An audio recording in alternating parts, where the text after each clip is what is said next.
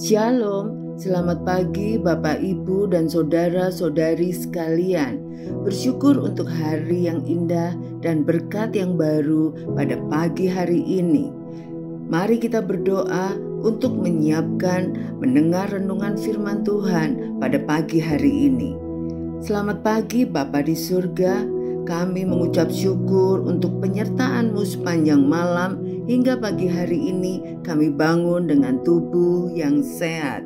Jadikan hati kami tanah yang subur untuk siap ditabur benih firman Tuhan, sehingga firman-Mu berakar dengan kuat di dalam hidup kami. Dalam nama Tuhan Yesus kami berdoa dan mengucap syukur. Amin. Tema kita pagi hari ini, bertindak meskipun berisiko, diambil dari Ester 4 ayat 11 sampai 16. Semua pegawai raja serta penduduk daerah-daerah kerajaan mengatakan bahwa bagi setiap laki-laki atau perempuan yang menghadap raja di pelataran dengan tiada dipanggil, hanya berlaku satu undang-undang, yakni hukuman mati. Hanya orang yang kepadanya raja mengulurkan tongkat emas yang akan tetap hidup, dan aku selama 30 hari ini tidak dipanggil menghadap raja. Ketika disampaikan orang perkataan Ester itu kepada Mordekai, maka Mordekai menyuruh menyampaikan jawab ini kepada Ester. Jangan kira karena engkau di dalam istana raja, hanya engkau yang akan terluput dari antara semua orang Yahudi.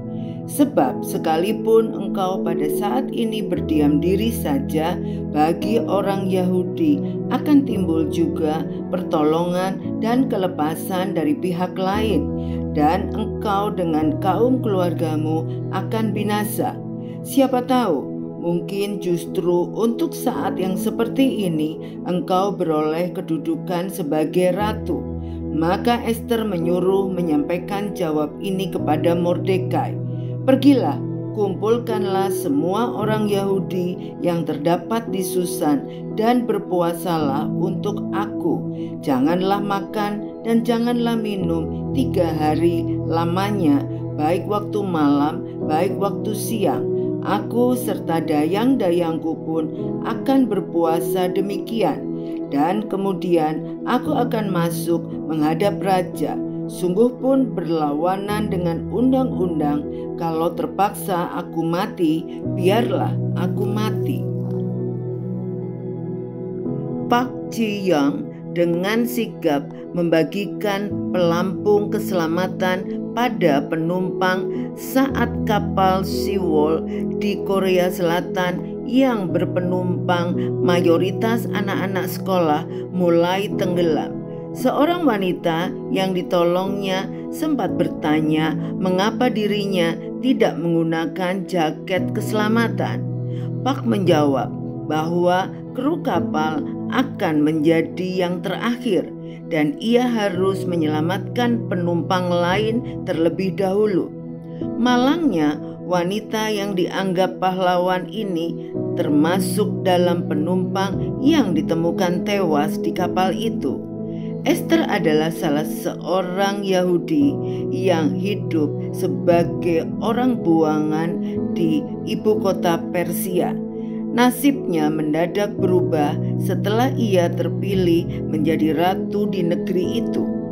Namun, berita tentang rencana Haman untuk memusnahkan bangsa Israel begitu mengusik hatinya.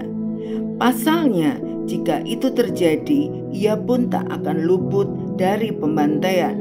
Hanya ada satu cara untuk menyelamatkan bangsanya, menemui Raja Ahasiweros. Dengan risiko jika raja tidak berkenan ditemui, Ester bisa jadi menemui ajalnya.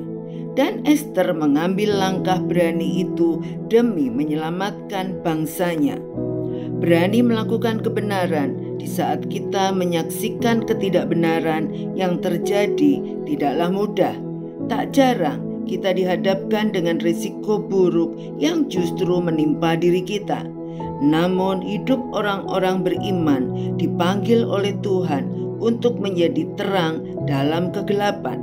Bertindak benar di tengah ketidakadilan, sekalipun ada harga bayar yang harus ditanggung. Kiranya Tuhan dengan kasih karunia-Nya memampukan kita menjadi Ester-Ester yang berani bertindak benar di tengah zaman yang bengkok ini. Saya ingat dulu saya sebagai kepala puskesmas, saya sangat disiplin dalam hal apa saja, jam kerja, kualitas kerja dengan penuh sukacita. Tapi yang saya dapatkan, teman-teman di sekitar saya ada yang nyinyir mengatakan, "Kenapa sok rajin padahal gaji kecil?" Memang tidak enak mendengarnya, tapi saya percaya saya melakukan segala sesuatu untuk Tuhan, bukan untuk dipuji orang. Ternyata Tuhan memperhitungkan hasil kerja saya sampai saya berhasil meraih prestasi menjadi puskesmas terbaik di kota saya. Bahkan lebih dari itu, saya dikirim belajar ke Melbourne, Australia, full beasiswa dari pemerintah Australia. Serta saya menyelesaikan S2 saya di Universitas Indonesia, juga full beasiswa dari Bapak Wali Kota. Hidup orang beriman dipanggil Tuhan untuk menjadi pelaku kebenaran di tengah ketidakbenaran apapun resikonya. Mari kita berdoa.